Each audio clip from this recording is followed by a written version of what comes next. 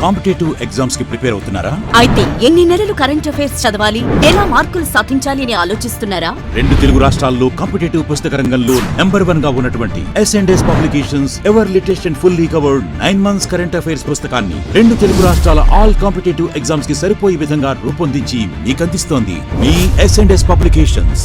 Publications వారి పుస్తకాలను ఇప్పుడు మీరు ఆన్లైన్లో కూడా ఆర్డర్ చేయొచ్చు. You can just log on to www.sonlinebooks.com. ఈ వెబ్సైట్లోకి మీరు లాగిన్ అయ్యి మీకు కావాల్సిన పుస్తకాన్ని ఆన్లైన్ ఆర్డర్ చేయొచ్చు అండ్ మీ డోర్ స్టెప్ దగ్గరికి డెలివరీ కూడా చేయడం జరుగుతుంది.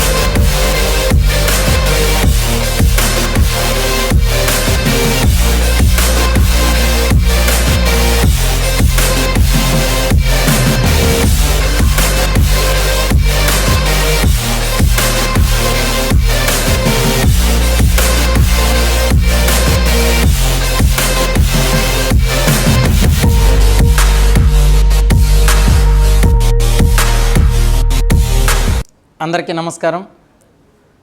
చాలా కాలం ఎదురు చూసిన తర్వాత మనం ఎదురు చూస్తున్న టెట్ నోటిఫికేషన్ వచ్చేసింది.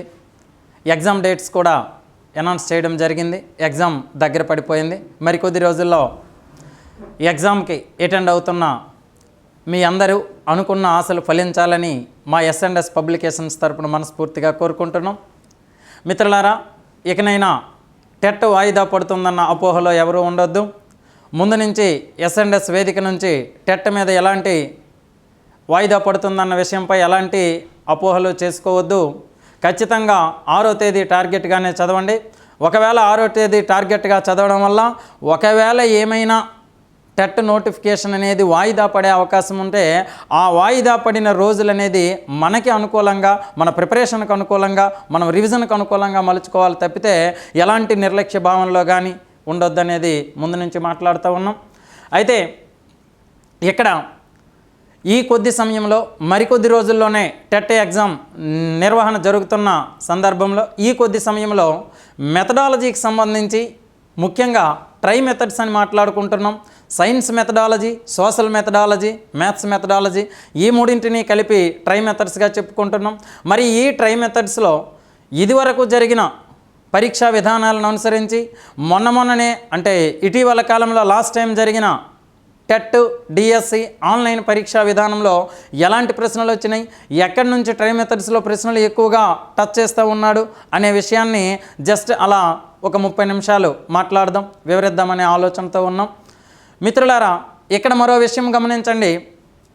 టెట్ డిఎస్సి ఆన్లైన్ పరీక్షల విషయానికి వచ్చేసరికి ప్రతి ఒక్కరూ గమనించాల్సిన విషయం ఏంటంటే ఇక్కడ మెథడాలజీకి కానీ మిగిలిన సబ్జెక్ట్స్కి కానీ ఇంపార్టెంట్ అన్ఇంపార్టెంట్ అనే అంశాలు జోలికి వెళ్ళొద్దు ఎవరు కూడా. ఇంపార్టెంట్ అన్ఇంపార్టెంట్ అంటూ ఏ అంశాలు ఉండవు, అన్నీ ఇంపార్టెంటే. వాటిని దృష్టిలో పెట్టుకొని ఏ విధంగా ఉంటుందంటే ఓన్లీ మన మెథడాలజీ ట్రై మెథడ్స్కి సంబంధించి తీసుకోండి. చాలామంది అభ్యర్థులు కూడా నా దృష్టికి తీసుకురావడం జరిగింది. ఎలా అంటే సపోజ్ ఒక బోధనా పద్ధతులు ఉన్నాయి, మరి ఈ బోధనా పద్ధతుల్లో ఉపాధ్యాయ కేంద్రీకృత పద్ధతులు అవసరం లేదంటగా సార్, ఓన్లీ విద్యార్థి కేంద్రీకృత పద్ధతులే చదువుకుంటే సరిపోతుందా, ఇంకా ఇలాంటి చాలా అంశాలు దృష్టిలోకి తీసుకురావడం జరిగింది. అందులోనూ గణితానికి సంబంధించి స్వభావం ఒక్కటే చదివితే సరిపోతుందంట, చరిత్ర టెట్కి అవసరం లేదంట, డిఎస్సికి అవసరమంట. ఇవన్నీ కూడా పక్కన పెట్టేయండి. ఈ గణిత శాస్త్రాలు, స్వభావాలు, చరిత్ర అనేది ఖచ్చితంగా చరిత్ర నుంచి లాస్ట్ టైం బిట్ అడగడం జరిగింది. అదేవిధంగా బోధనా పద్ధతులకు వచ్చేసరికి ఉపాధ్యాయ కేంద్రీకృత పద్ధతుల మీద కూడా బిట్ అడగడం జరిగింది. మరో విషయం ఏంటంటే మన వాళ్ళు కొంతమంది కూడా ఇలా డీల్ చేస్తూ ఉన్నారు. బోధనా పద్ధతులకు వచ్చేసరికి క్రీడా పద్ధతులు అనే 2 పద్ధతులు ఉన్నాయి. ఆ క్రీడా పద్ధతుల్లో కిండర్ గార్టెన్ పద్ధతి, మాంటిసోరీ పద్ధతి అనే 2 పద్ధతులు ఉన్నాయి. ఇప్పుడు ఉన్న నూతన సిలబస్లో వాటి గురించి ఎక్కడా పెద్దగా అనాలిసిస్ అనేది ఇవ్వబడలేదు. అయినప్పటికీ కూడా మొన్న ఎప్పుడైతే మన టెట్ డిఎస్సి ఏపీలో జరిగినాయో ఆన్లైన్లో, అప్పుడు దానిపైన బిట్స్ కూడా రావడం జరిగింది. 2019 జనవరి 27వ తేదీ ఉదయం సాయంకాలం 2 సార్లు 2 బిట్లు అడగడం జరిగింది. ఈ విషయం గమనంలోకి తెచ్చుకోండి. కాబట్టి ఇంపార్టెంట్ అన్ఇంపార్టెంట్ అనే జోలికి ఎవరు వెళ్ళొద్దు. ఖచ్చితంగా ప్రతి విషయాన్ని కూలంకషంగా, వివరణాత్మకంగా, అవగాహనాత్మకంగా చదివినప్పుడు మాత్రమే టెట్లో అత్యధిక స్కోర్ చేయడం జరుగుతుంది. మరి టెట్లో అత్యధిక స్కోర్ తీసుకురావడంలో, టెట్లో అత్యధిక స్కోర్ సాధించడంలో అత్యంత కీలకమైన పాత్ర వహించే మొదటి 3 సబ్జెక్టుల్లో 2-3 సబ్జెక్టుల్లో ట్రై మెథడ్స్ అనేది కూడా చాలా ముఖ్యమైనదన్న విషయం మీకు తెలుసు. మరి ఆ ట్రై మెథడ్స్లో ఏముంటాయి, ఎలా ఉంటాయి అనేది జస్ట్ ఒక వివరణాత్మకంగా ఇచ్చే ప్రయత్నం చేద్దాం. మిత్రులారా సిద్ధపడండి. రైట్, ట్రై మెథడ్స్ అంటే మనం చెప్పుకున్న 3 మెథడాలజీస్ ఉంటాయి. ఆ 3 మెథడ్స్లో కలిపి మొత్తంగా టెట్ని, డిఎస్సిని దృష్టిలో పెట్టుకుని ఒక 6 చాప్టర్లుగా మనకి అనుకూలంగా ఉండేటట్లు ముందుగా విడదీసుకోవాలి, విభజించుకోవాలి. వాటిలో మొట్టమొదటిది శాస్త్రాలు, స్వభావాలు, చరిత్ర. శాస్త్రాలు, స్వభావాలు, చరిత్ర. ఈ శాస్త్రాలు, స్వభావాలు, చరిత్ర లక్ష్యాలు, స్పష్టీకరణలు, విలువలు, specifications and objectives, values, educational values. ఆ తర్వాత ప్లానింగ్స్ అండి, ప్రణాళికలు, బోధనా పద్ధతులు, teaching methods, TLM teaching learning material, మూల్యాంకనం అనే ఒక 6 అంశాలుగా విభజించుకొని ఒక్కొక్క దాన్ని చదవాల్సి ఉంటుంది. మొట్టమొదటిది మీరు గమనిస్తున్నారు. మొట్టమొదటి దాని విషయానికి వచ్చేసరికి శాస్త్రాలు, స్వభావాలు, చరిత్ర అండి. ముఖ్యంగా మనకి 3 శాస్త్రాలు ఉన్నాయి. గణిత శాస్త్రము, విజ్ఞాన శాస్త్రము, సాంఘిక శాస్త్రం అనేది. ఈ 3 శాస్త్రాల్లోని మనకున్న సిలబస్ను అనుసరించి, ఇప్పుడున్న డ్రాఫ్ట్ కాపీలు నూతన సిలబస్ను అనుసరించి గణిత శాస్త్ర చరిత్రకి ఎక్కువ ప్రాధాన్యత ఇవ్వడం జరిగింది. శాస్త్రాలు, స్వభావాలు, చరిత్రలో గణితానికి ఎక్కువ ప్రాధాన్యత అంటే ఎక్కువ సమాచారం ఇవ్వడం జరిగింది. ఆ తర్వాత విజ్ఞాన శాస్త్రము, చివరికి సాంఘిక శాస్త్రానికి సంబంధించిన సమాచారం తక్కువగా ఉంది. మరి గణిత చరిత్ర విషయానికి వచ్చేసరికి మిత్రులారా, ఈ 3 శాస్త్రాలు, స్వభావాలు, చరిత్ర నుంచి 3 బిట్లు వచ్చే అవకాశం ఉంది. 2 బిట్లు అయితే గ్యారంటీగా వస్తూ ఉంటాయి. మరి అందులో గణిత శాస్త్రానికి సంబంధించి గణిత శాస్త్రం యొక్క స్వభావం ఏంటి, అందులో ముఖ్యంగా భారతీయుల గురించి 3 గురించి ఇవ్వడం జరిగింది. ఆర్యభట్ట, భాస్కరాచార్య, బ్రహ్మగుప్తుడి గురించి అడగడం జరిగింది, మనకి సిలబస్లో ఇచ్చాడు. అదేవిధంగా పాశ్చాత్య దేశాలకు సంబంధించి యూక్లిడ్ గురించి, ఫెర్మా గురించి అడగడం జరిగింది. మరి ఆర్యభట్ట, భాస్కరాచార్య, బ్రహ్మగుప్తుడు. ఆర్యభట్ట తరువాత బ్రహ్మగుప్తుడు, బ్రహ్మగుప్తుడు తరువాత కాలంలో భాస్కరాచార్యుడు వచ్చాడు. ఇక్కడ వీళ్ళు 3 గురించి రీసెంట్గా జరిగిన, అంటే లాస్ట్ టైం జరిగిన ఏపీ టెట్ డిఎస్సిలో వీళ్ళ గురించి ఎక్కువగా ప్రశ్నించడం జరిగింది.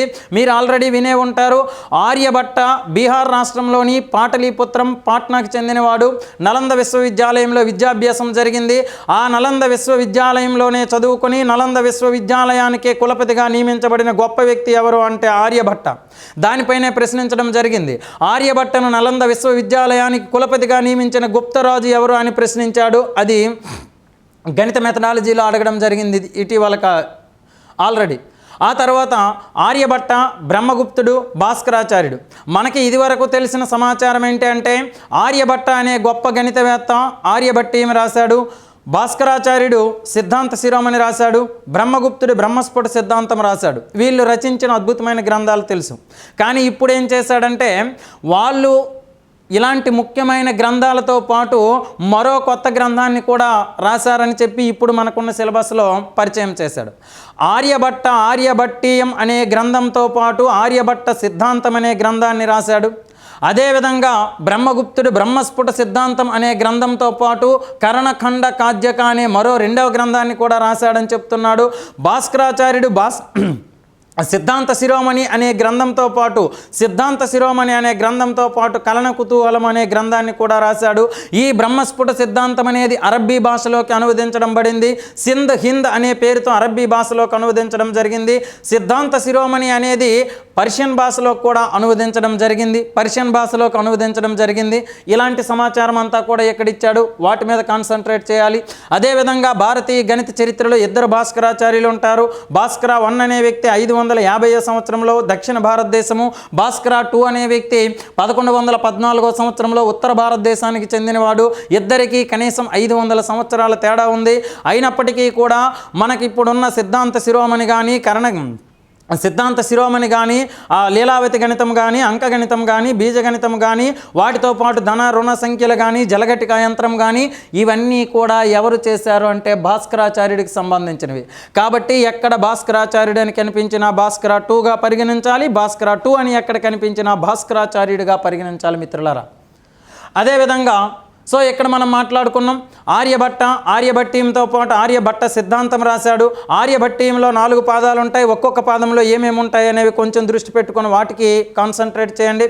ఆర్యభట్ట సిద్ధాంతము అనేది పూర్తిగా వివరించడం జరగలేదు. కానీ ఆర్యభట్ట సిద్ధాంతానికి వ్యాఖ్యానంగా బ్రహ్మగుప్తుడు అనే గొప్ప గణితవేత్త ఏం చేశాడంటే కర్ణఖండ కాజ్యక అనే పేరుతో దాన్ని రాయడం జరిగింది. ఆ తర్వాత భాస్కరాచార్యుడు 2 గ్రంథాలు రాశాడు. సిద్ధాంత శిరోమణి, కలన కుతూహలం అనేది గ్రహగణన పద్ధతులను తెలియజేస్తుంది. మళ్ళీ సిద్ధాంత శిరోమణిలో కూడా 4 భాగాలు ఉన్నాయి. అందులో మొదటి భాగం అంకగణితానికి మరో పేరు లీలావతి గణితము అనే పేరు పెట్టారు. సో ఇలాంటి వాటిని టచ్ చేస్తూ చదవండి, గ్యారంటీగా మార్కు వచ్చే అవకాశం ఉంది. అదేవిధంగా గణితం యొక్క స్వభావం, గణితం అనేది అమూర్తమైనది, ఖచ్చితత్వం ఉంది, సరిచూసే స్వభావం ఉంది, వరుస క్రమం మీద ఆధారపడి ఉంటుంది, సహజమైన ఆలోచన విధానము. అదేవిధంగా గణితానికి సపరేట్గా సంకేతాలు గుర్తులు ఉంటాయి, గణితానికి సపరేట్ ఒక భాష ఉంటుంది. ఇలాంటి అంశాలన్నీ దాని స్వభావం. ఇక విజ్ఞాన శాస్త్ర చరిత్రకు రండి.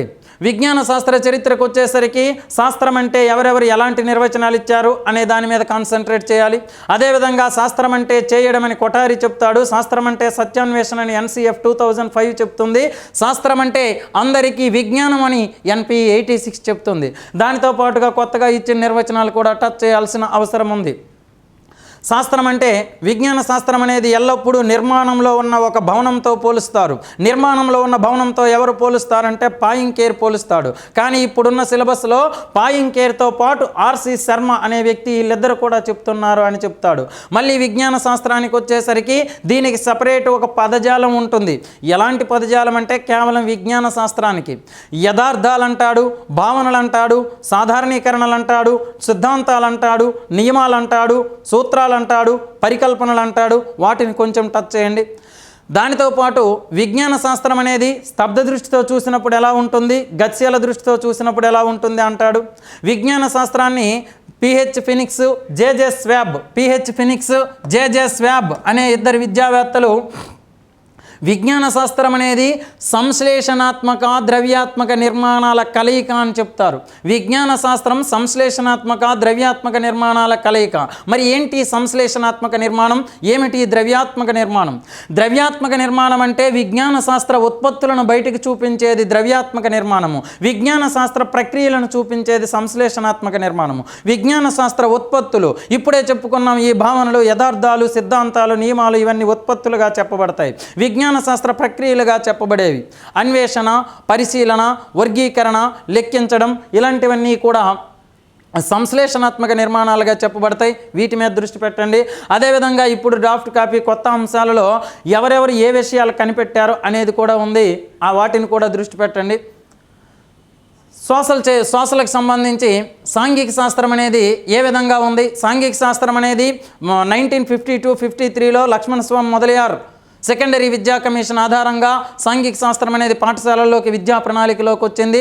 ఆ వచ్చిన తర్వాత దాన్ని ఎన్ని విభాగాలుగా బోధిస్తున్నారు, ప్రస్తుతం ఏ విభాగంలో బోధిస్తున్నారు, ఇలాంటి అంశాలు. భూగోళ శాస్త్రము, చరిత్ర, పౌరశాస్త్రము, అర్థశాస్త్రం అంటున్నారు.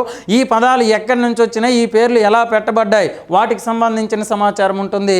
కొంచెం జాగ్రత్త పడండి, వాటిని టచ్ చేయండి. ఇది శాస్త్రాలు, స్వభావాలకు మనం చేయాల్సింది. ఆ తర్వాత చాలా ముఖ్యమైన అంశం లక్ష్యాలు, స్పష్టీకరణలు, విలువలు, specifications, objectives and educational values, విలువలు. లక్ష్యాలు, స్పష్టీకరణలు, విలువలకు సంబంధించి మిత్రులారా గమనించండి. లక్ష్యాలు, స్పష్టీకరణలకు వచ్చేసరికి మనం ఎల్లప్పుడూ కూడా 3 రంగాలు, 4 లక్ష్యాలు మాత్రమే గుర్తుకు తెచ్చుకుంటాం. జ్ఞానాత్మక రంగము, భావావేశ రంగము, మానసిక చలనాత్మక రంగము, cognitive domain, affective domain, psychomotor domain అంటాం. వాటితో పాటు జ్ఞానము, అవగాహన, వినియోగము, నైపుణ్యము అనే 4 లక్ష్యాలను మాత్రమే దృష్టిలో పెట్టుకుంటాం. కానీ గమనించండి మిత్రులారా, ఈ 3 రంగాలు, 4 లక్ష్యాలు మాత్రమే కాదు, 3 రంగాలు, ఆ 3 రంగాలలోని 16 ఉపరంగాలు, 16 ఉపరంగాలలోని 7 లక్ష్యాలు, వీటన్నింటినీ చదువుకున్నప్పుడు మాత్రమే లక్ష్యాలు, స్పష్టీకరణలో మనం సక్సెస్ కాగలం. ఇది నిజం. కేవలం 3 రంగాలు, 4 లక్ష్యాలు మాత్రమే పట్టుకుంటా బయటికి వెళ్ళిపోతే కోల్పోయే ప్రమాదం ఉంది. ఈ 3 రంగాల్లో జ్ఞానాత్మక రంగంలో 6 ఉపరంగాలు, భావావేశ రంగంలో 5 ఉపరంగాలు, మానసిక చలనాత్మక రంగంలో 5 ఉపరంగాలు ఉన్నాయి. ఈ మొత్తంగా 16 ఉపరంగాలు, 3 రంగాలు. వాటితో పాటు జ్ఞానాత్మక రంగంలో 3 లక్ష్యాలుగా చెప్పుకుంటున్నాం. అదేవిధంగా భావావేశ రంగము, మానసిక చలనాత్మక రంగము. ఇక్కడ జ్ఞానము, అవగాహన, వినియోగము, అభిరుచి, వైఖరి, ప్రశంస, నైపుణ్యం అని 7 లక్ష్యాలుగా చెప్పబడుతున్నాయి. వాటి గురించి మాట్లాడుకోవాలి. అదేవిధంగా ఇక్కడ మనకి బోధనా లక్ష్యాలు, విద్యా లక్ష్యాలు అనేవి ఉంటున్నాయి. ఆ విద్యా లక్ష్యాలుగా 6 చెప్పబడతాయి, బోధనా లక్ష్యాలుగా ఈ 3. జ్ఞానాత్మక రంగంలో విద్యా లక్ష్యాలుగా 6 అంశాలు ఉన్నాయి. జ్ఞానము, అవగాహన, వినియోగము, విశ్లేషణ, సంశ్లేషణ, మూల్యాంకనము. అందులో బోధనా లక్ష్యాలుగా 3 మాత్రమే చెప్పుకుంటాం. అలాంటివి ఎన్ని ఉన్నాయంటే 3 రంగాల్లో కలిపి 7 లక్ష్యాలు ఉన్నాయి. సో వాటి గురించి మనం మాట్లాడుకోవాలి. ఈ 7 చాలా చాలా చాలా ముఖ్యమైనవి, అధిక సార్లు బిట్టొచ్చే అవకాశం ఉండేది అవగాహన, నైపుణ్యం అండి. అవగాహన, నైపుణ్యం. మరి అవగాహన అంటే జ్ఞానము, అవగాహన, వీటి గురించి మనకు తెలుసు. ఉన్నది ఉన్నట్టుగా మెదడులో దాగిన సమాచారం ఉన్నది ఉన్నట్టుగా యథాతథంగా బయటకు వస్తే అది జ్ఞానం అనబడుతుంది. అది యథాతథంగా కాకుండా కొన్ని మార్పులు జరిగి బయటకు వస్తే అది అవగాహనగా చెప్పబడుతుంది, అండర్స్టాండింగ్. ఆ తర్వాత నైపుణ్యము. నైపుణ్యం అంటే మనకు తెలుసు స్కిల్, చేసే పనిని ఉత్తమంగా చేయడం, ఉన్నతంగా చేయడం, ప్రావీణ్యతతో చేయడం, దీన్నే నైపుణ్యంగా చెప్పుకుంటాం. ఇదివరకు నైపుణ్యం అనేది కేవలం బాగా చేశాడు, అందంగా చేశాడు, సులువుగా చేశాడు, వేగంగా చేశాడు, ఖచ్చితంగా చేశాడు, ఇలాంటి పదాలు ఏమైనా ఉంటే నైపుణ్యమని వెతికి మరీ పెట్టేటోళ్ళం. కానీ ఇప్పుడు ఏం చేస్తున్నాడంటే నైపుణ్యాల్లో 5 రకాలున్న ఆ 5 రకాల నైపుణ్యాల మీద ప్రశ్నిస్తున్నాడు. గమనించాలి. నైపుణ్యంలో మొత్తంగా 5 రకాల నైపుణ్యాలు ఉన్నాయి. చిత్రలేఖన నైపుణ్యం, హస్తలాఘవ నైపుణ్యం, పరిశీలన నైపుణ్యం, అభివ్యంజన నైపుణ్యం, నివేదన నైపుణ్యం, drawing skill, manipulative skill, observation skill, expressive skill, reporting skill. వీటి గురించి మాట్లాడుకోవాలి. సో వాటిని టచ్ చేస్తూ ముందుకెళ్ళండి లక్ష్యాలు, స్పష్టీకరణలకు సంబంధించి. ఇంకా విలువలు చాలా చాలా చాలా ముఖ్యమైనది మిత్రులారా. మ్యాథ్స్ మెథడాలజీలో ఇంకా చాలా విలువైనది ఈ విలువలు. మ్యాథ్స్ మెథడాలజీలో విలువైనది ఈ విలువలు. మరి విలువ అంటే ఏమిటి? విలువకు ఎవరెవరు ఎలాంటి నిర్వచనం ఇచ్చారు? వ్యక్తి యొక్క యోగ్యతను నిర్ణయించే ఒక ప్రమాణమే విలువ అంటారు. అంటే ఏ విషయం వల్ల అయితే వ్యక్తికి ఒక ప్రాధాన్యత, ఒక గౌరవం పెరుగుతుందో దాన్నే మనం విలువ అంటాం. విలువ అనేది మంచి అనే సందర్భంలో ఉపయోగిస్తాం. మరి అలాంటి విలువలకు సంబంధించి గణితంలో కొంతమంది విద్యావేత్తలు విలువలు చెప్పారు. ఇది డైరెక్ట్గా బిట్ వచ్చేస్తుంది, గమనించండి. గణితంలో కొంతమంది విలువలు చెప్పారు. యంగ్ అనే ఒక విద్యావేత్త ప్రకారం 3 విలువలు ఉన్నాయి. బ్రెస్లిచ్ ప్రకారం 6 విలువలు ఉన్నాయి. అదేవిధంగా స్కార్లింగ్, బ్లాక్ హారెస్ట్, మున్నిక్ ప్రకారం ఎవరెవరు ఏ విలువలు చెప్పారని డైరెక్ట్గా బిట్ వచ్చేస్తుంది. వాటిని టచ్ చేయండి మిత్రులారా. విలువలు వీటితో పాటు సైన్స్ శాస్త్రాలకు సంబంధించి కూడా కొన్ని విలువలు ఉన్నాయి. అలాగే గణితంలో కూడా ప్రయోజన విలువ, క్రమశిక్షణ విలువ, సన్నాహ విలువ, సాంస్కృతిక విలువ, కళాత్మక విలువ, సమాచార విలువ, వినోదపు విలువ, ఇలాంటి విలువలు కూడా ఉన్నాయి. అదేవిధంగా సైన్స్ శాస్త్రాలకు వచ్చేసరికి కూడా నైతిక విలువ, బౌద్ధిక విలువ, ఇలాంటివన్నీ కూడా వస్తున్నాయి. దాని మీద కూడా దృష్టి పెట్టండి. విలువల నుంచి కూడా మార్కు గ్యారంటీగా వచ్చే అవకాశం ఉంది. రైట్. ఇక తరువాత ప్రణాళికలకు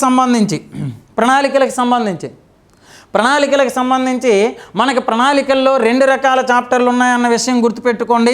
ప్రణాళికలకు వచ్చేసరికి పథక రచన అనేది ఒక చాప్టరు, కరికులం అనేది మరో చాప్టర్ అండి. పథక రచన, కరికులం. పథక రచన కరికులం అనేది మరో చాప్టర్గా చెప్పబడుతుంది. పథక రచనలో మనకు బోధనా ప్రణాళికలని చెప్పబడే 3 ప్రణాళికలు, వార్షిక ప్రణాళిక, యూనిట్ ప్రణాళిక, పీరియడ్ ప్రణాళిక. ఈ 3 ప్రణాళికలు పథక రచనగా చెప్పుకుంటాం. కరికులం విషయానికి వచ్చేసరికి విద్యా ప్రణాళిక, విషయ ప్రణాళిక. ఈ పథక రచనలో అత్యంత ముఖ్యమైనది వార్షిక ప్రణాళిక, యూనిట్ ప్రణాళికతో పాటుగా దానికంటే అధికంగా ముఖ్యమైనది పీరియడ్ ప్రణాళిక. మరి ఈ పీరియడ్ ప్రణాళిక వచ్చేసరికి అధిక సమాచారం ఉంది మిత్రులారా, గమనించండి. పీరియడ్ ప్రణాళిక యొక్క ప్రశస్తి ఏంటి అంటే మనకి ఎన్ని ప్రణాళికలు ఉన్నప్పటికీ కూడా తరగతి గదిలో జరిగే బోధనాభ్యసన చర్యలకు ప్రతిరూపమైన ప్రణాళిక ఏది అంటే పీరియడ్ ప్రణాళిక. అందుకే ఎల్బి స్టాన్స్ అనే ఒక విద్యావేత్త ఏం చెప్తాడు అంటే a lesson plan is actually a plan of action అంటాడు. అంటే లెసన్ ప్లాన్ అనేది ఒక కార్యాచరణ ప్రణాళిక, తరగతి గది కార్యాచరణ ప్రణాళిక. ఈ పథక రచన విషయానికి వచ్చేసరికి హెర్బార్ట్ అనే విద్యావేత్త ఎన్ని సోపానాలు సూచించాడు, ఏ విధంగా ఉన్నాయి? మోరిసన్ అనే విద్యావేత్త సూచించిన సోపానాలు ఎలా ఉన్నాయి? ప్రస్తుతం అమల్లో ఉండే సోపానాలు ఏ విధంగా ఉన్నాయి? దీనితో పాటు కొత్తగా ఒక 3 అంశాలు చేర్చడం జరిగింది. ఇటీవల జరిగిన టెట్ డిఎస్సి ఆన్లైన్లో జరిగిన వాటిలో ఎక్కువగా దాని నుంచి కూడా బిట్లు రావడం జరిగింది. అందులో మొట్టమొదటిది మూల్యాంకనాధార నమూనా, ఆర్సీఎం నమూనా, సాంఘిక శాస్త్ర పాఠ్యపథక నమూనా. మూల్యాంకనాధార నమూనాని బ్లూమ్స్ అనే విద్యావేత్త వివరించాడు కాబట్టి బ్లూమ్స్ మూల్యాంకనాధార నమూనా అని చెప్తారు. బ్లూమ్స్ దృష్టిలో విద్య అనేది త్రిధ్రువ ప్రక్రియ. గమనించండి, ట్రైపోలర్. బ్లూమ్స్ దృష్టిలో విద్య అనేది త్రిధ్రువ ప్రక్రియ. బ్లూమ్స్ విద్యను త్రిధ్రువ ప్రక్రియ అన్నాడు. కానీ బ్లూమ్స్ విద్యను త్రిధ్రువ ప్రక్రియ అనగానే మనకి అంతకంటే ముందే త్రిధ్రువ ప్రక్రియగా జాన్ డ్యూయీ అనే విద్యావేత్త చెప్పాడు. మరి జాన్ డ్యూయీ కూడా త్రిధ్రువ ప్రక్రియ అన్నాడు, బ్లూమ్స్ కూడా త్రిధ్రువ ప్రక్రియ అన్నాడు. మరి ఏంటి మాస్టర్ క్లారిటీ? ఎస్, బ్లూమ్స్ దృష్టిలో త్రిధ్రువాలు వేరు, జాన్ డ్యూయీ దృష్టిలో త్రిధ్రువాలు వేరు. జాన్ డ్యూయీ ప్రకారము ఉపాధ్యాయుడు, విద్యార్థి, సమాజము 3 త్రిధ్రువాలు. కానీ బ్లూమ్స్ దృష్టిలో 3 త్రిధ్రువాలు: లక్ష్యాలు, అభ్యసన అనుభవాలు, మూల్యాంకనము. ఎస్, ఆ 3ంటినే బ్లూమ్స్ మూల్యాంకనాధార నమూనాగా చెప్పడం జరిగింది. అదేవిధంగా ఆర్సీఎం అనే ఒక సంస్థ, regional college of education Mysore అనే ఒక సంస్థ ఈ పాఠ్యపథక నమూనాని ఏ విధంగా చెప్పాలని వివరించడం జరిగింది. ఆ 3 కూడా చాలా ముఖ్యమైనవి. అదేవిధంగా సాంఘిక శాస్త్రానికి సంబంధించి పాఠ్య బోధనలో మైండ్ మ్యాపింగ్ అని వస్తుంది. ఆ మైండ్ మ్యాపింగ్ కూడా చాలా ముఖ్యమైనదండి. మైండ్ మ్యాపింగ్ అంటే ఏం లేదు, తరగతి గదిలో ఉపాధ్యాయుడు పాఠ్యాంశం బోధిస్తున్నప్పుడు ఆ పాఠ్యాంశానికి సంబంధించి ఒక ముఖ్యమైన అంశాన్ని బ్లాక్ బోర్డు మీద రాసి విద్యార్థుల అభిప్రాయాన్ని కోరినప్పుడు విద్యార్థుల నుంచి కొన్ని మాటలు బయటకు వస్తాయి. సో విద్యార్థి నుంచి వచ్చింది కాబట్టి దేనికి సంబంధించింది? మన పాఠ్యాంశానికి సంబంధించింది కాబట్టి దాన్ని ప్రీవియస్ నాలెడ్జ్ అంటాం. మైండ్ మ్యాపింగ్ అనేది విద్యార్థిలోని పూర్వజ్ఞానాన్ని బయటకు తీయడానికి ఉపకరిస్తుంది. అలాంటి వాటిని మెల్లగా టచ్ చేస్తూ ముందుకెళ్ళండి మిత్రులారా. రైట్, ఇక పథక రచన. ఇక కరికులం విషయానికి వచ్చేసరికి కరికులం అనే ఆంగ్ల భాషా పదము 2 లాటిన్ పదాల నుంచి వచ్చింది. పరిగెత్తుదారి, పందెపు బాట అనే అర్థంలో దీన్ని వివరిస్తూ ఉంటాం. కరికులానికి సంబంధించి ఈ నిర్వచనాలు ముఖ్యంగా చదువుకోవాలి. ఆ తర్వాత విద్యా ప్రణాళిక మౌలిక అంశాలు NPE 86 సూచించింది. దీని తర్వాత చాలా చాలా చాలా చాలా ముఖ్యమైనది విద్యా ప్రణాళిక ఉపగమాలు. ఎస్, విద్యా ప్రణాళిక ఉపగమాలు: సమైక్య ఉపగమము, సహసంబంధ ఉపగమము, శీర్షిక, ఏకకేంద్ర, సర్పిల ఉపగమము, కాలక్రమ ఉపగమము, యూనిట్ ఉపగమము, ఇతివృత్త ఉపగమము అనే ఉపగమాలు ఉన్నాయి. అందులో చాలా చాలా ముఖ్యమైనవి మొట్టమొదటిది సహసంబంధ ఉపగమము, కోరిలేషన్ అప్రోచ్. సహసంబంధ ఉపగమానికి వచ్చేసరికి సంబంధం అండి. ఈ మధ్యకాలంలో ఎక్కువగా ప్రశ్నిస్తున్నాడు సంబంధము. ఉపాధ్యాయుడు ఏదైనా ఒక శాస్త్రాన్ని బోధిస్తున్నప్పుడు దానికి సంబంధించిన సమాచారం ఇతర శాస్త్రాలలో ఉంటే దాన్ని కూడా తీసుకొచ్చి జోడించి బోధించడమే సహసంబంధం. ఏదైనా శాస్త్రాన్ని బోధిస్తున్నప్పుడు దానికి సంబంధించిన సమాచారం ఇతర శాస్త్రాలలో ఉంటే దాన్ని కూడా తీసుకొచ్చి జోడించి బోధించడమే సహసంబంధము. ఎస్, మరి అలాంటి సహసంబంధాలు సోషల్లో 3 రకాలు, సైన్స్లో 3 రకాలు, గణితంలో 2 రకాలు ఉన్నాయి. గణితంలో బాహ్య సహసంబంధము, అంతర్గత సహసంబంధము. బాహ్య సహసంబంధం అంటే నిత్య జీవిత అంశాలతో సంబంధము, ఇతర సబ్జెక్టులతో సహసంబంధము. అంతర్గత విషయానికి వచ్చేసరికి మళ్ళీ ఇవి 2 రకాలు ఉన్నాయి. గణితంలోని వివిధ శాఖల మధ్య సహసంబంధము, ఒకే శాఖలోని వివిధ అంశాల మధ్య సహసంబంధము బిట్ వస్తుంది మిత్రులారా, ఇక్కడ జాగ్రత్త పడండి. తరువాత శీర్షిక ఉపగమము, ఏకకేంద్ర సర్పిల ఉపగమము, topical approach, concentric approach, spiral approach అనే 3 పేర్లతో పిలుస్తున్నాం. పునర్విమర్శ జరగకుండా మొత్తం ఒకే చోట, అంటే అంశాల యొక్క సమాచారాన్ని పూర్తిగా ఒకే తరగతికి చెందిన ప్రణాళికలో ఎలాంటి పునర్విమర్శ లేకుండా మరి ఏ తరగతిలోనూ బోధించబడకుండా చేస్తే అది శీర్షిక. అంశాల కాఠిన్యత స్థాయిని బట్టి పై తరగతులకు విస్తరిస్తే అది ఏకకేంద్ర, సంవత్సరానికి ఒకసారి పునర్విమర్శకు అవకాశం ఉంది. 3-4 నెలల కాలానికి ఒకసారి పునర్విమర్శ చేస్తూ విద్యార్థిని అర్థవంతంగా బోధించేది ఏది అంటే సర్పిల. వాటిని టచ్ చేయండి. వాటితో పాటు విద్యా ప్రణాళిక ఉపగమాల్లో చాలా ముఖ్యమైనది ఇతివృత్త ఉపగమం అనేది మరొకటి ఉంది. ఇతివృత్త ఉపగమం అనేది గమనించండి, గుర్తుపెట్టుకోండి. ఇతివృత్త ఉపగమము అనేది కేవలం సాంఘిక శాస్త్రానికి మాత్రమే సంబంధించి, ఎలిమెంటరీ స్థాయిలో సాంఘిక శాస్త్రాన్ని విభాగాలుగా కాకుండా మొత్తంగా బోధించాలి అని చెప్పడమే ఇతివృత్త ఉపగమం యొక్క ఉద్దేశం. 6, 7, 8 తరగతులకు భూగోళ శాస్త్రం, చరిత్ర, పౌరశాస్త్రం, అర్థశాస్త్రం అనేవి కాకుండా అన్నింటినీ కలిపి 6 ఇతివృత్తాల ఆధారంగా థీమ్స్ అంటున్నాం, కలిపి బోధించడం జరుగుతుంది. అదే ఇతివృత్త ఉపగమంగా చెప్పబడుతుంది.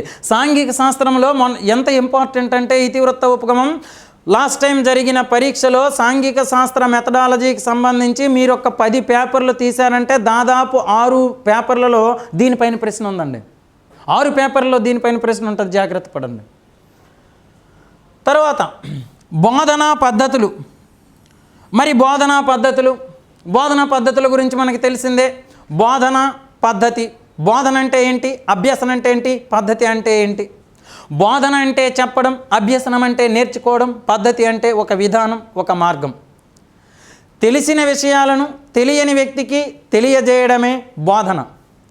తెలియని విషయాలను తెలిసిన వ్యక్తుల నుండి తెలుసుకోవడమే అభ్యసనం. ఎస్.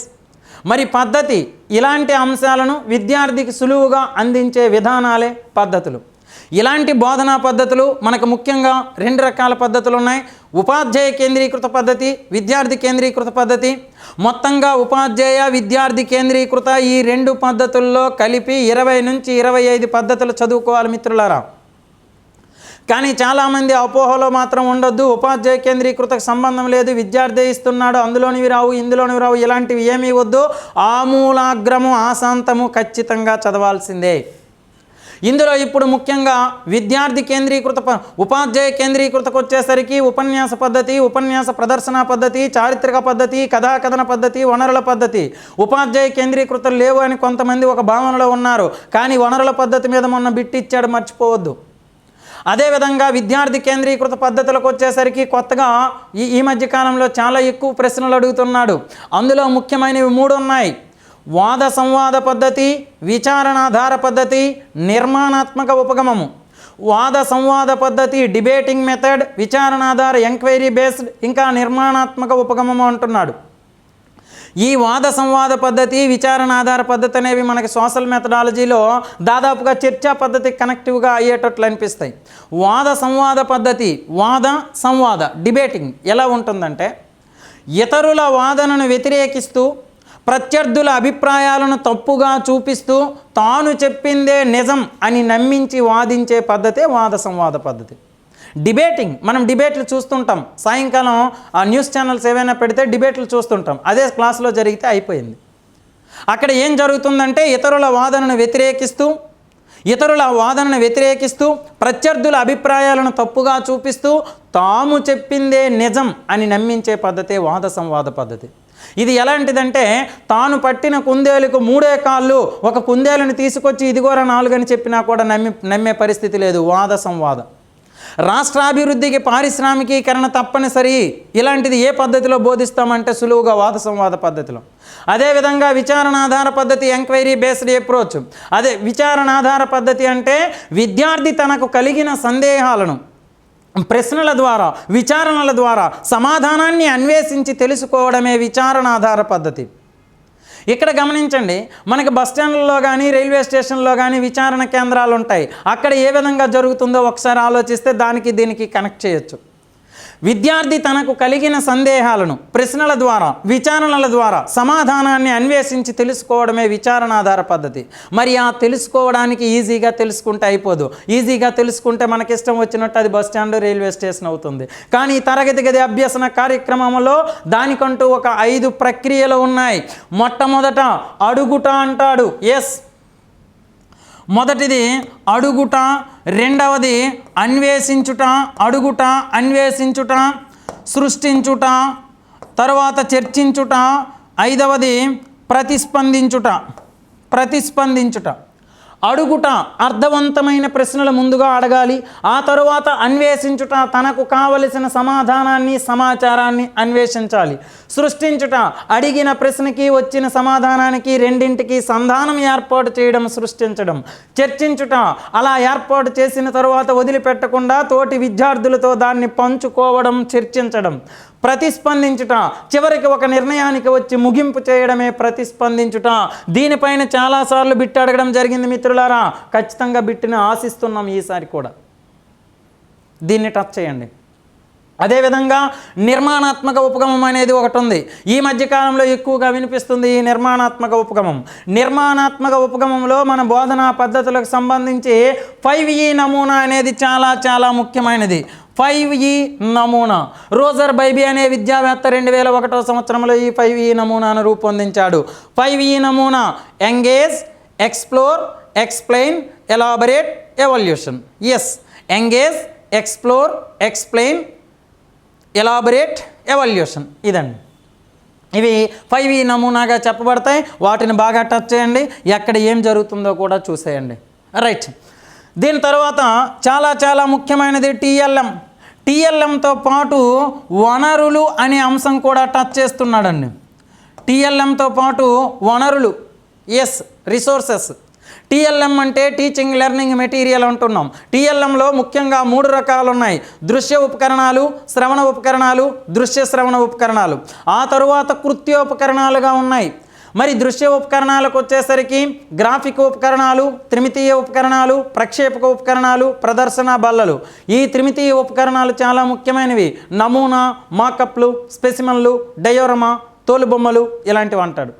అదేవిధంగా గ్రాఫిక్ ఉపకరణాలకు వచ్చేసరికి చార్టులు, ఫ్లాష్ కార్డులు, కార్టూనులు, చిత్రాలు, పటాలు, మ్యాప్లు ఇవన్నీ.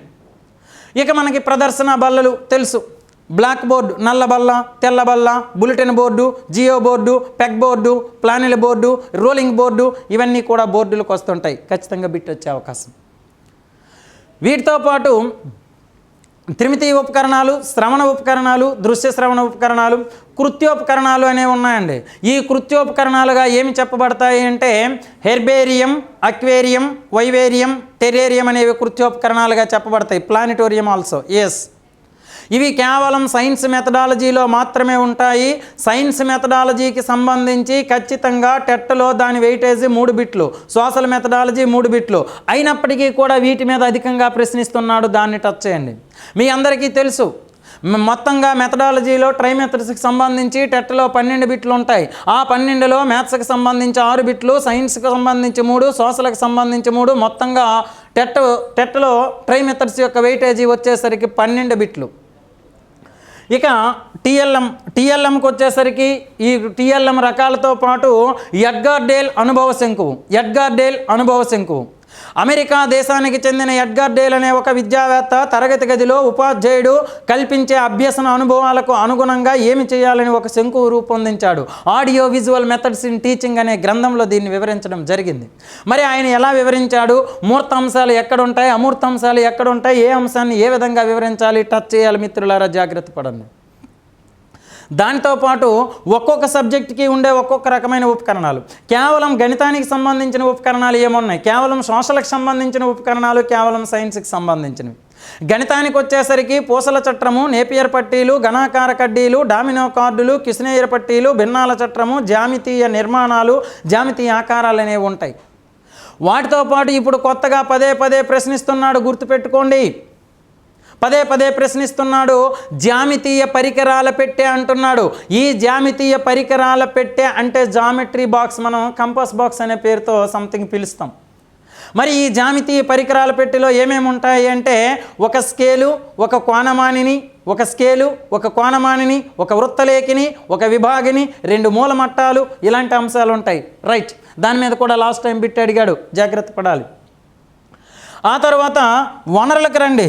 టిఎల్ఎం వనరుల విషయానికి వచ్చేసరికి మనకి గణిత వనరులు, విజ్ఞాన శాస్త్ర వనరులు, సాంఘిక శాస్త్ర వనరులు, గ్రంథాలయాలు, ప్రయోగశాలలు, సంఘాలు, మ్యాథ్స్ క్లబ్, సైన్స్ క్లబ్, అదేవిధంగా మ్యూజియంలు, వైజ్ఞానిక వస్తు ప్రదర్శనశాల, వైజ్ఞానిక కేంద్రాలు, ఇలాంటివన్నీ ఉంటాయండి. వాటిని దృష్టి పెట్టుకోవాలి. వనరులు అనే అంశాన్ని సిలబస్ సీట్లో ఖచ్చితంగా మెన్షన్ చేస్తున్నాడు కాబట్టి దాని నుంచి ఖచ్చితంగా ఒక బిట్ని ఆశించవచ్చు. ఆఫ్లైన్లో పరీక్ష నిర్వహించినప్పుడు కూడా మొన్ననే తెలంగాణలో టెట్ ఆఫ్లైన్లో నిర్వహించినప్పుడు కూడా వనరుల్లో గ్రంథాలయం నుంచి ఒక బిట్ ఇచ్చాడన్న విషయం మర్చిపోకండి. కాబట్టి ఈసారి కూడా బిట్ వచ్చే అవకాశం ఉంది, దాన్ని టచ్ చేయండి. ఆ తర్వాత రైట్, మూల్యాంకనానికి వచ్చేయండి. ఈ వనరులకు వచ్చేసరికి వైజ్ఞానిక ప్రదర్శనలు, సైన్స్ ఫేర్స్ ఉంటాయి. ఆ సైన్స్ ఫేర్స్లో జిల్లా స్థాయి, రాష్ట్ర స్థాయి, దక్షిణ భారత స్థాయి, జాతీయ స్థాయి, అంతర్జాతీయ స్థాయిలో ఎలా జరుగుతున్నాయో చూస్తాం. ఆ తర్వాత ఇన్స్పైర్ అవార్డు స్కీమ్ అనేది ఒకటి ఉందండి. Inspire award scheme. ఈ ఇన్స్పైర్ అవార్డు స్కీమ్ అనేది ఎవరికి సంబంధించింది? కేంద్ర ప్రభుత్వమా, రాష్ట్ర ప్రభుత్వమా? ఏం చేస్తుంది? విద్యార్థి అకౌంట్లోకి ఎన్ని డబ్బులు జమ చేయబడతాయి, వాటితో ఏం చేయాలి అనేది ఉంది. దీని మీద కూడా ప్రశ్నిస్తున్నాడు. ఎస్, టచ్ చేయండి. ఇక చివరిది మూల్యాంకనం, ఎవల్యూషన్, మూల్యాంకనం. మరి ఏంటి ఈ మూల్యాంకనం? మూల్యాంకనము అనే భావన స్పష్టంగా ఒడిసి పట్టుకోవాలి అంటే ముందుగా దానికి సంబంధించి నేపథ్య పదాల మీద అవగాహన పెంచుకోవాలి. అసలు పరీక్ష అంటే ఏంటి, మాపనం అంటే ఏంటి, మూల్యాంకనం అంటే ఏంటి, ఇంకొంచెం లోపలికి వెళ్ళి మదింపు అంటున్నాడు, దాని సంగతి ఏంటి? ఎస్, మూల్యాంకనము, మదింపు, ఈ రెండింటికి మాత్రం జాగ్రత్త పడండి. మదింపు అనేది బోధనాభ్యసన ప్రక్రియ జరుగుతున్నప్పుడు విద్యార్థి నిష్పాదన బయటికి చేస్తే అది మదింపు. బోధనాభ్యసన పూర్తయిన తర్వాత నిష్పాదన బయటకు వస్తే అది మూల్యాంకనం. బోధనాభ్యసన జరుగుతున్నప్పుడు judging the quality of performance of children while learning is going on is called assessment. Assessment means మదింపు. Evaluation, after some period of instructions, after evaluation. So ఇక్కడ క్లియర్గా మూల్యాంకనము, ఎవల్యూషన్, మదింపు, assessment. Assessment is a process, evaluation is a product. మదింపు అనేది ఒక ప్రక్రియ, మూల్యాంకనం అనేది ఒక ఫలితము, జాగ్రత్త పడండి. ఆ తర్వాత మూల్యాంకనం రకాలు: లోప నిర్ధారణ మూల్యాంకనము, నిర్మాణాత్మక మూల్యాంకనము, సంకలన మూల్యాంకనము. ఆ తర్వాత ప్రాగుక్తిక మూల్యాంకనం అనేది ఒక చిన్న మాట ఉంది, వాటిని టచ్ చేయండి. మూల్యాంకనంలో చాలా చాలా చాలా ముఖ్యమైనది ఏదంటే మూల్యాంకన సాధనాలు. మూల్యాంకనం అంటే ఆశించిన సామర్థ్యాలు ఎంతవరకు సాధించబడ్డాయో తెలియజేసేదే మూల్యాంకనము. మరి తెలుసుకొని ఏం చేస్తామంటే విద్యార్థి అభివృద్ధికి అవసరమైన సలహాలు, సూచనలు ఇస్తాం. మరి ఎంత సాధించామో తెలుసుకోవడానికి వేటినైతే ఉపయోగిస్తామో అవే సాధనాలు. మరి మూల్యాంకన సాధనాల్లో ముఖ్యమైనవి, చాలా చాలా ముఖ్యమైనవి మౌఖిక పరీక్షలు, వ్యాసరూప ప్రశ్నలు, సంక్షిప్త సమాధాన, లఘు సమాధాన, విషయనిష్ట, ఇలాంటివి ఉన్నాయి. మౌఖిక ప్రశ్నలు, వ్యాసరూప ప్రశ్నలు చాలా ముఖ్యమైనవి. మిత్రులారా గమనించండి, ఈ మౌఖిక, వ్యాసరూప, బహుళైచ్ఛిక ప్రశ్నలు వీటిపైన ఎప్పుడైనా ప్రశ్నించాడు అంటే ఇంతవరకు ఆప్షన్ ఓరియంటెడ్గా మాత్రమే అడుగుతున్నాడు. అంటే అత్యధికంగా వీటిపై ఉండే పూర్తి సమర్థతను, సమగ్రతను పూర్తిగా అభ్యర్థిలో నుంచి బయటకు తీసుకురావాలి అంటే ఆప్షన్ ఓరియంటెడ్గా మాత్రమే ఇస్తాడు. అందులో ఇక బహుళైచ్ఛిక ప్రశ్నలు, ఎంసీక్యూలు అంటారు, మల్టిపుల్ చాయిస్ క్వశ్చన్స్, అవి మాత్రం ఇంకా చాలా ఇంపార్టెంట్. ప్రస్తుతం ఉన్న ఎంపిక పరీక్షలో జాతీయ, అంతర్జాతీయ, రాష్ట్ర స్థాయి, జాతీయ, అంతర్జాతీయ స్థాయి, ప్రస్తుతం ఉన్న ఎంపిక పరీక్షలలో విద్యార్థి యొక్క సమర్థతను ఉత్తమంగా కొలిచే ప్రశ్నలు ఏవి అంటే బహుళైచ్ఛిక ప్రశ్నలు. మరి ఇలాంటి ఈ బహుళైచ్ఛిక ప్రశ్నలకి చాలా సమాచారం ఉంది, దాన్ని మాత్రం టచ్ చేయండి. బహుళైచ్ఛిక ప్రశ్నల్లో సరైన సమాధానాన్ని ఏమంటారు, సరికాని వాటిని ఏమంటారు, కింద ప్రశ్న భాగం కింద ఇవ్వబడినవన్నీ ఏమంటారు, ఆ వికల్పాలు ఏ విధంగా ఉండాలి, ఎలా ఉండాలి అనేవి టచ్ చేస్తూ ముందుకెళ్ళండి. రైట్, దీని తర్వాత మూల్యాంకనంలో చిట్ట చివరిది చాలా చాలా ముఖ్యమైనది CCE. Yes, CCE, continuous comprehensive evaluation, నిరంతర సమగ్ర మూల్యాంకనము. ఈ నిరంతర సమగ్ర మూల్యాంకనం అనేది విద్యా హక్కు చట్టం నుంచి బయటకు వచ్చింది. మరి విద్యా హక్కు చట్టం నుంచి బయటకు వచ్చిన తర్వాత ఈ CCEని అనుసరించి ప్రస్తుతం పాఠశాలల్లో 2 రకాల పరీక్షలు నిర్వహిస్తున్నాం. ఫార్మేటివ్ అంటున్నాం, సమ్మేటివ్ అంటున్నాం. ఫార్మేటివ్కి సంబంధించి 4 సాధనాలను అనుసరించి ఫార్మేటివ్ పెడుతున్నాం. సమ్మేటివ్ సంవత్సరానికి 4 సార్లు నిర్వహిస్తున్నాం. ఈ సంకలన సంగ్రహ మూల్యాంకనం సమ్మేటివ్ అంటున్నాం. దీన్ని సంవత్సరానికి ఇప్పుడు 2 సార్లు నిర్వహిస్తున్నాం.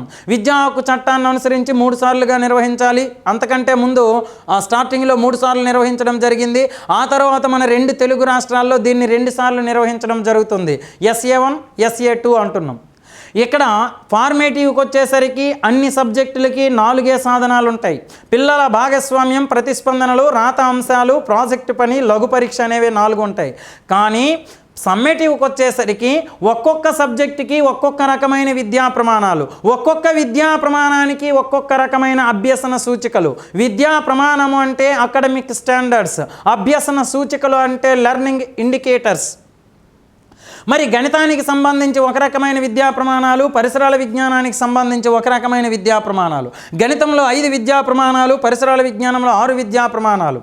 గణితంలో సమస్య, సాధన, కారణాలు చెప్పడం, నిరూపణలు చేయడం, వ్యక్తపరచడం, అనుసంధానం, ప్రాతినిధ్యపరచడం, దృశ్యీకరణ, సమస్య సాధన, ప్రాబ్లమ్ సాల్వింగ్. ఆ తర్వాత కారణాలు చెప్పడం, నిరూపణలు చేయడం, రీజనింగ్ అండ్ ప్రూఫ్, వ్యక్తపరచడం, కమ్యూనికేషన్, కనెక్షన్, అనుసంధానం, చివరిది రిప్రజెంటేషన్ అండ్ విజువలైజేషన్, ప్రాతినిధ్యపరచడం, దృశ్యీకరణ అంటున్నాం. అదేవిధంగా పరిసరాల విజ్ఞానానికి వచ్చేసరికి ఒక 6 ఉంటాయి.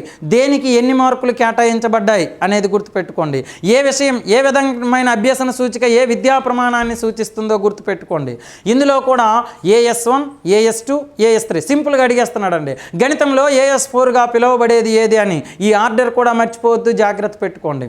మొట్టమొదటిది సమస్య సాధన, 2వది కారణాలు నిరూపణలు, 3వది వ్యక్తపరచడం, 4 అనుసంధానం, 5వది ప్రాతినిధ్యపరచడం, దృశ్యీకరణ. So AS1 academic standard 1, AS2 academic standard 2, AS3, AS4, AS5 అలా. అదేవిధంగా పరిసరాల విజ్ఞానంలో కూడా విద్యా ప్రమాణం, 1వ విద్యా ప్రమాణం, 2వది AS1, AS2. మరి విద్యా ప్రమాణాలు, అభ్యసన సూచికలు అంటున్నాం. అసలు ఏంటి విద్యా ప్రమాణాలు, అభ్యసన సూచికలు? ఇదివరకు విద్యా విధానం అనేది లక్ష్యాల ఆధారితంగా, స్పష్టీకరణల ఆధారితంగా జరిగింది. కానీ విద్యా హక్కు చట్టం వచ్చిన తరువాత విద్యా విధానం ఇప్పుడు ఎలా నిర్వహించబడుతుంది అంటే విద్యా ప్రమాణాలు, అభ్యసన సూచికలకు అనుగుణంగా నిర్వహించడం జరుగుతుంది. విద్యా ప్రమాణము అంటే మిత్రులారా, విద్యా ప్రమాణము అంటే ఏదైనా ఒక తరగతిలో ఆ తరగతిలో ఆ విద్యార్థికి ఏమి తెలిసి ఉండాలి, ఆ తరగతిలో ఆ విద్యార్థి ఏమి నేర్చుకోవాలి, ఆ తరగతిలో ఆ విద్యార్థి ఏమి సాధించాలి అని తెలియజేసేవే విద్యా ప్రమాణాలు. మరి ఆ విద్యా ప్రమాణాలు సాధించడానికి అనుసరించే మార్గాలే అభ్యసన సూచికలు. ఆ విద్యా ప్రమాణాలు సాధించడానికి అనుసరించే మార్గాలే అభ్యసన సూచికలు. ఆ విద్యా ప్రమాణాలు సాధించడానికి సోపానాలే అభ్యసన సూచికలు. ఎస్. సో ఏమి సాధించాలి, ఏమి తెలిసి ఉండాలి, ఏమి నేర్చుకోవాలో అని తెలియజేసేవే విద్యా ప్రమాణాలు. ఆ విద్యా ప్రమాణాలు సాధించడానికి అనుసరించే మార్గాలు అభ్యసన సూచికలు, లెర్నింగ్ ఇండికేటర్స్. ఆ విద్యా ప్రమాణాలు సాధించడానికి సోపానాలు అభ్యసన సూచికలు. ఇదండి. సో వాటిని ఎక్కువగా టచ్ చేస్తూ ముందుకెళ్ళండి. ఈ విధంగా ఈ 6 అంశాలలో ముఖ్యమైన అంశాలన్నింటినీ టచ్ చేస్తూ వెళ్ళామంటే ట్రై మెథడ్స్లో 12కి గ్యారంటీగా 10 బిట్లు అయితే చేయగలం. ఇంకొక 2 బిట్లు అటు ఇటుగా కొంచెం ఆలోచిస్తే ఖచ్చితంగా చేయగలం. మరి మీరు ఈ 12 బిట్లు సాధించడానికి S&S పబ్లికేషన్స్ నుంచి వచ్చిన వీడియోస్ కానీ, S&S పబ్లికేషన్ నుంచి వచ్చిన బుక్ కానీ ఖచ్చితంగా మీకు సహాయపడుతుంది. ఇంకా ఏమైనా మీరు ఇతరత్ర మెటీరియల్స్ కానీ లేదంటే టెక్స్ట్ బుక్ కానీ చదివినా కూడా వీటిని టచ్ చేస్తూ చదవండి. ఏది ఏమైనా కూడా 12కు 12 సాధించగలగాలి. ఖచ్చితంగా ఈ టెట్ స్కోర్లో ఇప్పుడున్న మిత్రులారా గమనించండి, ఇప్పుడున్న పరిస్థితుల్లో ఇంతవరకు పేపర్ 1 అనేది బీఈడీ వాళ్ళు ఎవరూ కూడా రాయలేదు. కానీ NCTE నిబంధనల ప్రకారం బీఈడీకి ఛాన్స్ ఇచ్చిన తర్వాత మొట్టమొదటిసారి పేపర్ 1 అనేది రాస్తున్నారు. మరి రాస్తున్నారు అంటే అత్యధికంగా పోటీ ఉండే అవకాశం ఉంది. కాబట్టి ఈ పోటీ ప్రపంచంలో, పోటీ సందర్భంలో ఇంచుమించుగా 100 లోపు స్కోర్ ఎవరైనా చేయకుండా 100కు పైబడి 120, 130 తీసుకురావడానికే ప్రయత్నించండి. అందులో మెథడాలజీలో అత్యధికంగా స్కోర్ చేయడానికి, ట్రై మెథడ్స్లో మీరు విజయవంతం కావడానికి ఇది కొద్దో గొప్ప ఉపయోగపడుతుందన్న సంతృప్తిని వ్యక్తం చేస్తూ thank you all. Competitive exams కి ప్రిపేర్ అవుతున్నారా? అయితే ఎన్ని నెలలు కరెంట్ అఫైర్స్ చదవాలి, ఎలా మార్కులు సాధించాలి అని ఆలోచిస్తున్నారా? 2 తెలుగు రాష్ట్రాల్లో కాంపిటేటివ్ పుస్తక రంగంలో నెంబర్ 1 గా ఉన్నటువంటి S&S publications ever latest and fully covered 9 months current affairs పుస్తకాన్ని 2 తెలుగు రాష్ట్రాల ఆల్ కాంపిటేటివ్ ఎగ్జామ్స్ కి సరిపోయే విధంగా రూపొందించి మీకు అందిస్తోంది మీ S&S పబ్లికేషన్స్ వారి పుస్తకాలను ఇప్పుడు మీరు ఆన్లైన్లో కూడా ఆర్డర్ చేయొచ్చు. You can just log on to www.sonlinebooks.com. ఈ వెబ్సైట్లోకి మీరు లాగిన్ అయ్యి మీకు కావాల్సిన పుస్తకాన్ని ఆన్లైన్ ఆర్డర్ చేయొచ్చు అండ్ మీ డోర్ స్టెప్ దగ్గరికి డెలివరీ కూడా చేయడం జరుగుతుంది.